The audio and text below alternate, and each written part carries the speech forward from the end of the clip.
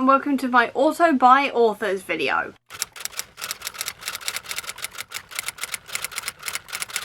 Over the last couple of weeks I've been talking about the authors that I've never read and the books that I've also never read that are really popular, things like this. So today what I thought I'd do is do the opposite of that and talk about the authors that I will buy literally anything from because I adore them so much. So let's get into it. First one's coming to no surprise to anyone, but it is V.E. Schwab. I adore her work. I understand that quite a lot of people find her to be a bit Marmitey, but for me it is definitely on the love it scale, because between her characters, her plots, the plot twists, the world building of these, her storylines, her writing style that just grips me to the point where I cannot put her books down until I have finished them. It's all perfection in my mind. It is absolute perfection, and quite frankly I would read a shopping list if V.E. Schwab wrote it.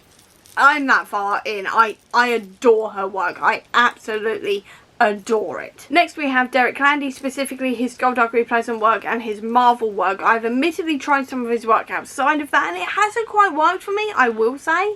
But his work on Skullduggery and his work within the Marvel Universe is just perfection in my mind. I love the banter all of his characters have. I love the pop culture references he puts throughout here as well, because as he says, he loves putting those types of things in because it's sharing the things he loved growing up and loves now and things like this, which is stuff that I very much do love myself. Like, for example, most of his books have loads of Marvel references in there, talking about like hulking out, Captain America, this kind of thing, which I absolutely adore. There's also a point where two sorcerers are going past Bleecker Street, which is obviously where Doctor Strange is, which fills my Doctor Strange loving heart with so much joy it's unbelievable. And then in this book specifically, Mindful of Murder, you can tell that it's based on movies like Scream and Halloween and things like this, which are some of my favourite horror movies ever. So like all of his pop culture references on that level are very much like stuff that I love and love pointing out and stuff like this, which I love.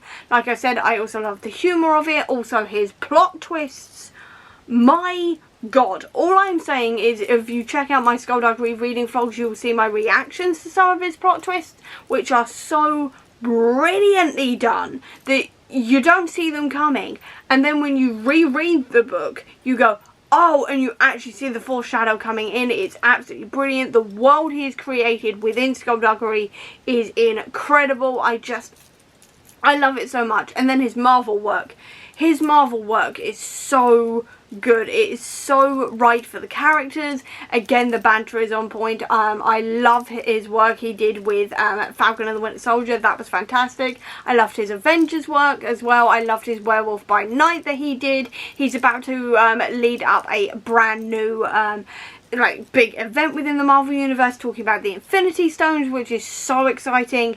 I just love his work. If he announces any Skullduggery or Marvel work or anything like that, I will be buying it immediately because I know I will be in for a damn good time. Then there is Shauna Maguire, and I mean, I will read Shauna Maguire until, like, for the rest of time essentially, because her work just works for me. There is something about it. It doesn't matter if she's doing weird sci-fi, fantasy, alchemical, wibbly wobbly, timey-wimey stuff, if she's doing fairy tale retelling set in our world, if she's doing portal fantasies, if she's doing sort of paranormal detective stuff with Toby Day. It doesn't matter what she does. There's also horror as well. I'm forgetting about that. Her horror work, whatever it happens to be, I absolutely love it, and it has never gotten less than a 4 stars, with the exception of Over the Woodward Wall. But to be fair, that is a middle grade book and it was very whimsical, which is not usually my thing, and also I read that while quite distracted, so that could have been a me thing, to be honest. I do need to reread that one.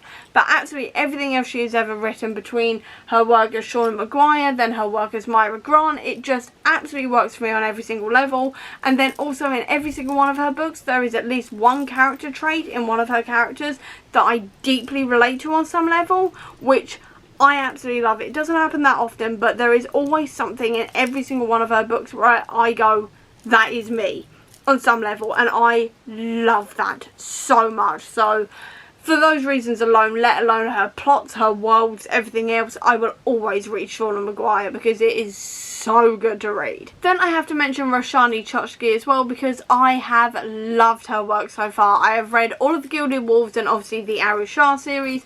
I have not read yet The Last Tale of the Flower Bride, but that is very high on my list of priorities, and I have just loved her work so much so far. I love how she weaves mythology throughout her work. I love her found family elements as well. I love how she writes her characters and things like this. I just really enjoy her work so much. I will say her middle grade works that little bit more for me than her YA, but I absolutely love her work and I will be reading it for forevermore. As I've said with everybody else, she is an auto-buy author for me. Then there is also Elle McNicoll, because I cannot talk about auto-buy authors without talking about Elle McNicoll, because I adore her work. I am not a contemporary fan by any means or any stretch of the imagination. I've just started getting into contemporary, to be honest, and I'm very much like a baby in contemporary at the moment, but any one of her works, I will read it because her work is always absolutely beautiful, talking about autism and things like this without it just being a book about autism and the struggles of being autistic.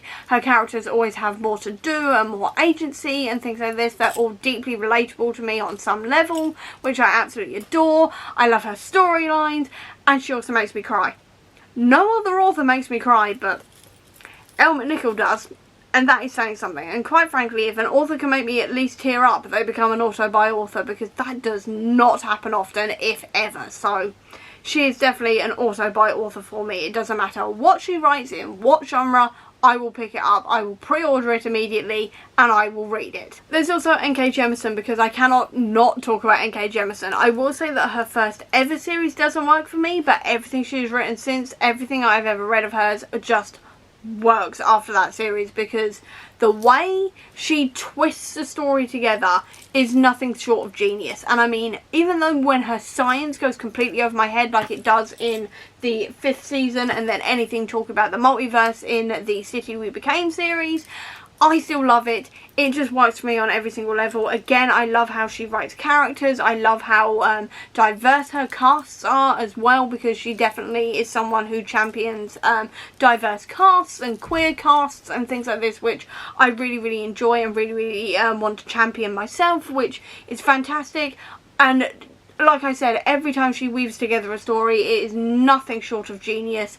I adore her work. I will be just putting anything she ever writes on my pre-orders list immediately. And then finally, I also have to mention James Tynion, because the way he writes horror is so gripping, between talking about monsters and like the House of Slaughter, who go around obviously slaughtering monsters so they don't kill children and people in general, to The Closet, which was a beautiful metaphor that I won't spoil for you in case you want to read it, to obviously as well World Tree, which is unbelievably messed up but so brilliantly done. Everything he does is absolutely brilliant. I am hooked immediately from the opening pages, and I always end up finishing his work and going, I need the next one right now. And I'm currently waiting for the second volume in the World Tree series, and I've got to wait until like September for that, and it's slowly sort of eating away at my soul because I really want it right now and I can't have it. But I love it. I love his work so much. It's the perfect spooky Halloweeny read. If you are looking for that throughout the year, if you are a horror fan, you have to check out James Tynion, because there's a reason why he's one of my favourites and one I also buys, because he is incredible, and I have never come across a horror comic book author like James Tynion. And that is some of my auto-buy authors. So I hope you enjoyed this video. If you did, please do give me a thumbs up. Comment down below, tell me some of your favourite auto-buy authors. I'd love to know. Or if you don't have that much time, leave me a book stack emoji down below to let me know that you're here. I'll also leave a link as well down below to all of my social media if you want to check it out, including to the Comic Book Sanctum, which is my website dedicated to Marvel Comics, which doesn't have anything on there to do with James Tynion, but I do have stuff on there to do with Skottie Young, who is also one of my favourite authors, Shauna Maguire, Derek Landy, people like this. All of that will be linked down below if you want to check that out, as well as a link as well down below to my Bookish Etsy store if you want to treat yourself to something bookish today, or if you just want to see any more of my videos, please click subscribe here, and over here will be the link to my previous video. Until next time everyone, bye!